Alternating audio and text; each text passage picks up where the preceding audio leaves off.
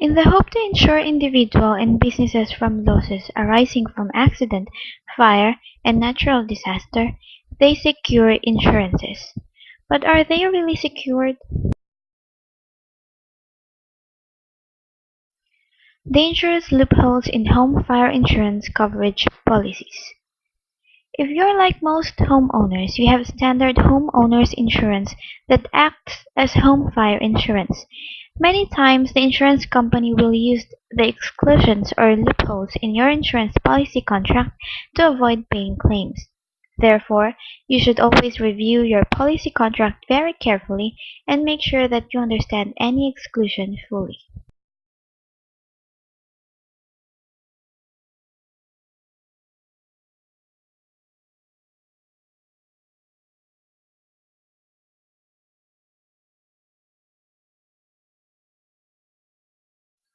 Homeowners fire insurance exclusions. Many insurance companies follow the concept of fire damage to the letter. Therefore, some insurance companies will try to escape liability when the damage was not actually caused by the flames of the fire itself.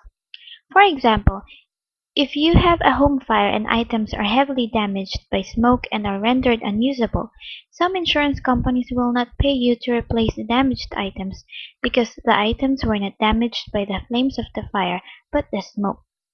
In fact, in recent years, many insurance companies have escaped liability when people die in home or business fires because they died of smoke inhalation and were not burned alive by the flames. Although this may be regarded as highly unethical, there are insurance companies that interpret their policies in this way. Another common exclusion or loophole in some home insurance policies is damage caused by water. For example, if your home is on fire and the fire company comes to put out the fire, your home insurance policy may exclude or not pay for damage that was caused by the firefighters putting out the fire with water cannons. Therefore, you should always make sure that your policy covers damages caused not only by the flames of the fire, but by smoke and water damage as well. Common fire insurance policy limitations.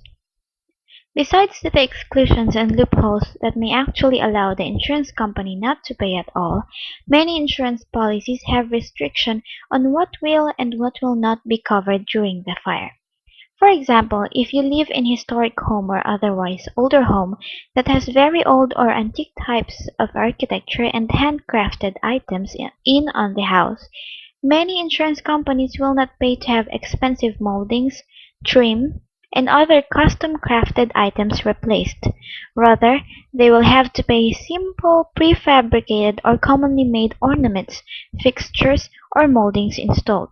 So, you should always check your policy to make sure that the coverage will cover your home as it was before any fire potential damage. There are many potential loopholes in the exclusions of homeowners insurance policies that may allow an insurance company to escape liability for payment. Therefore, it is your responsibility to make sure that these types of common loopholes in exclusion are not in your insurance policy. Many times you can negotiate the contents of the policy itself with the insurer. If you cannot, choose an insurance company that provides adequate coverage and specifies in their policy contract more reasonable types of events and damage that will actually be covered. Let's go to complaints of fire insurance claims. First is the denied claims. Sometimes your fire insurance company simply denies your claim and offers you no benefits at all. The only legal way to do this is to prove that you have no coverage under your policy for the type of loss you suffered.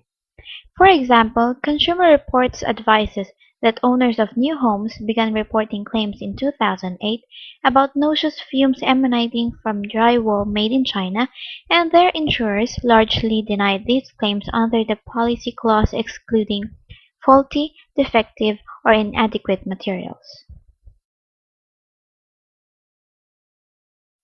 Second is the reduced settlements. One of the most common complaints against fire insurance companies is that the settlements they offer are inadequate to repair or replace the damaged property. Consumer Affairs lists several examples from 2010 of customers complaining against their fire insurer for this reason. Some insurers insist that repairs must be done in a certain way or by a certain company to justify the costs they are willing to cover. Others use policy language to shift some of the financial burden of the repairs onto the customer. Third is the claim time. United States Adjusters reports that it is not uncommon for a home totally destroyed by a fire to take up to 5 months to settle with the insurance company, and more time still for construction to occur. While some delay is inevitable for losses of this size, in order to properly deal with all of the many factors involved, policyholders often become emotional after losses of this magnitude while insurance companies do not. For the insurer, a claim is a business transaction, but for the insured, it involves the loss of home and cherished property. The fourth and last is the inadequate coverage. The worst time to realize your fire insurance policy does not adequately protect your home and belongings is after a loss occurs, but unfortunately, that is when many people make this discovery. People complain that their policy limits do not provide enough money to fully rebuild or replace damaged property, but this is not really the insurer's fault. Insurance companies are bound to follow the terms of the insurance contract, and that means capping their losses according to the limits stated in the policy.